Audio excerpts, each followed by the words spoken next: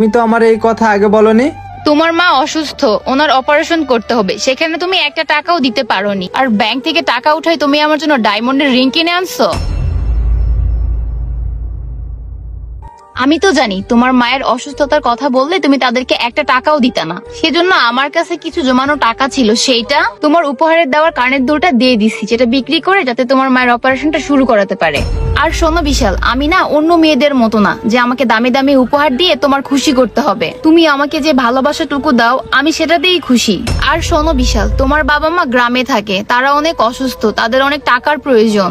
আর আমার এই আংটিটার প্রয়োজন নেই, তুমি এটা বিক্রি করে তাদেরকে কিছু টাকা পাঠাও। যাই হোক, এখন আমরা বাসায় যাই, চলো। ঠিক আছে চলো।